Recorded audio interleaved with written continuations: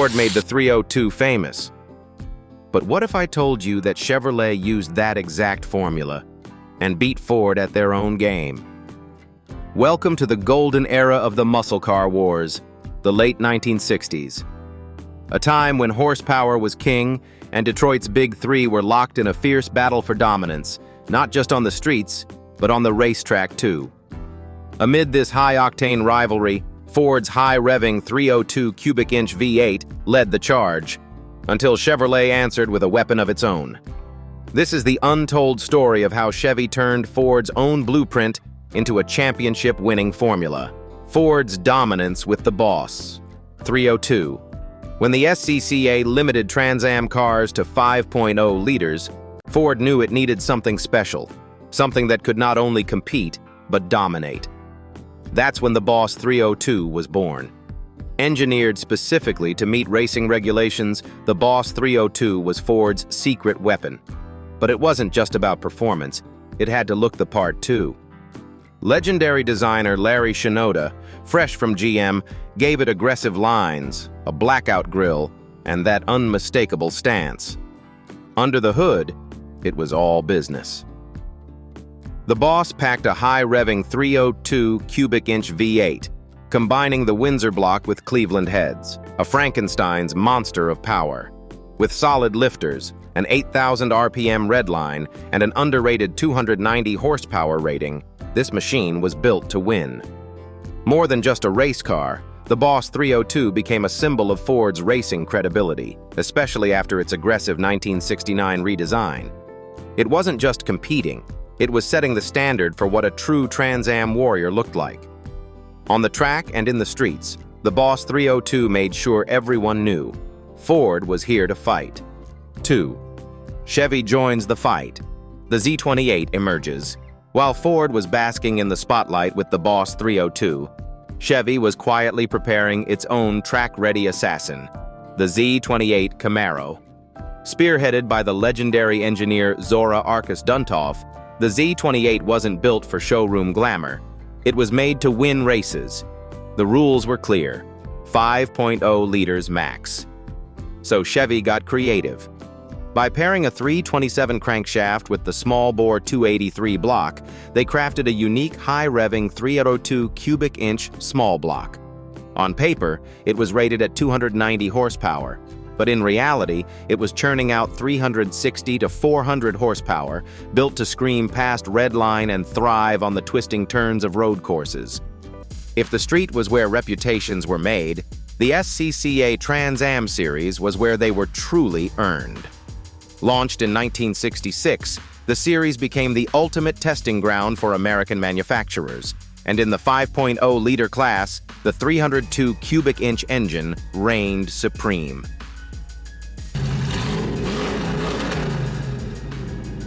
Ford entered the battlefield early, confident with its Boss 302 Mustang, a car bred for speed, aggression, and muscle.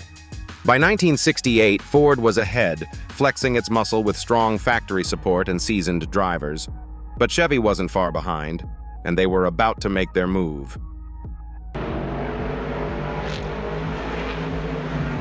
Enter Roger Penske and Mark Donohue, a duo who would rewrite racing strategy. Penske focused on clever weight-saving modifications and pit precision. Meanwhile, Donohue brought engineering smarts and surgical precision to the wheel, fine-tuning every part of the Z28 for track dominance. Their strategy paid off. In 1969, the Z28 Camaro carved through the competition, combining brute power with control and reliability. That year, Chevy clinched the Trans Am Championship, defeating Ford on the very turf they helped define. It wasn't just a victory, it was a statement. The Z28 had arrived, not as an underdog, but as a proven world-class race car. And in the crucible of Trans Am warfare, Chevy had finally beaten Ford at its own 302 game. 4. How Chevy beat Ford at their own game. When the rubber hit the road, Chevy didn't just match Ford's Boss 302, they outmaneuvered it. Ford may have had the flashier car, but Chevy had the brains behind the wheel. Their 302 engine wasn't just about brute force. It was a precision-built machine, balanced for handling, optimized for RPM, and dialed in for the kind of finesse road racing demanded. Ford's Boss 302 was arguably the better street car, comfortable, aggressive, and easier to live with. But Chevy's Z28 was purpose-built for the track. Every detail was optimized for endurance, cornering, and consistency. And that's where they had the real edge. While the Boss roared, the Z28 executed. It wasn't flashy, it was focused. And in the hands of Mark Donohue, one of the most disciplined and analytical drivers of his era, and under the guidance of Roger Penske's race-winning strategy, the Z28 became a surgical tool. Together they formed an unbeatable combo that delivered Chevy the Trans Am Championship and a victory in Ford's own 302 playground. 5. The turning point. Z28 versus Boss 302. On track. The 1969 Trans Am season was where everything changed. It was no longer just a rivalry, it was war.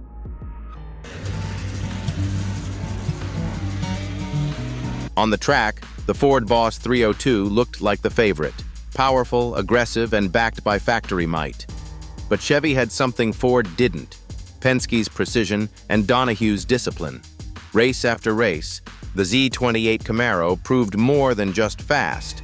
It was consistent, reliable, and handled like a dream.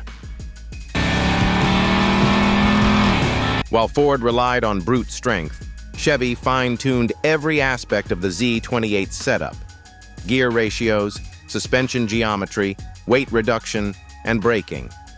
The result? Chevy outperformed Ford when it mattered most, on the tight, technical road courses of Trans Am. With smart strategy and clean execution, the Z28 repeatedly edged out the Boss 302, eventually leading Chevy to claim the 1969 championship. It was the moment Chevy proved they didn't just belong.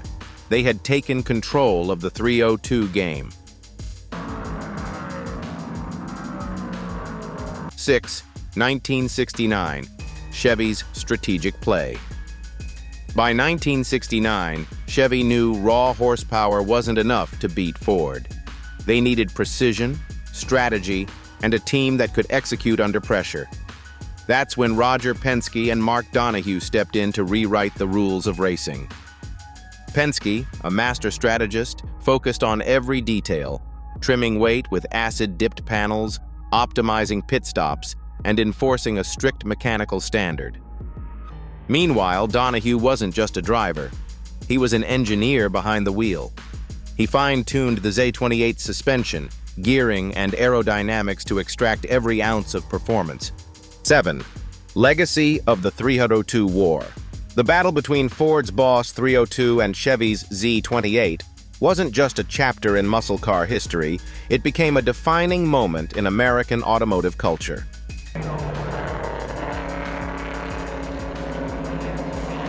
Today, both cars are highly revered, but each carries a distinct legacy. The Boss 302 Mustang remains a crown jewel for Ford enthusiasts. Its aggressive styling, limited production numbers, and pure racing DNA make it a collectible icon, with street cred that still turns heads at shows and track days. Ford even revived the Boss name in 2012, proof of its enduring appeal.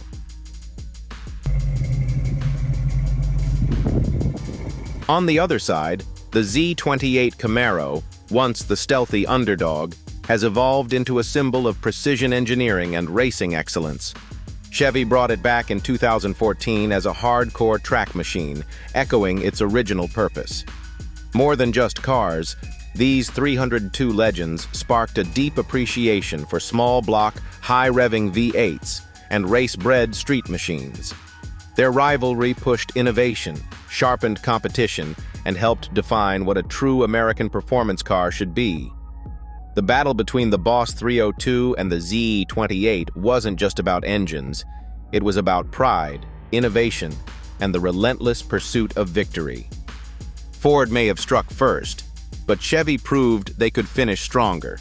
This wasn't just a win, it was a legacy-defining moment in American racing history. So, what do you think?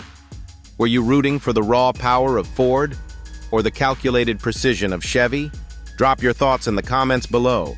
Don't forget to like, subscribe, and hit the bell to catch more epic stories from the golden age of muscle cars.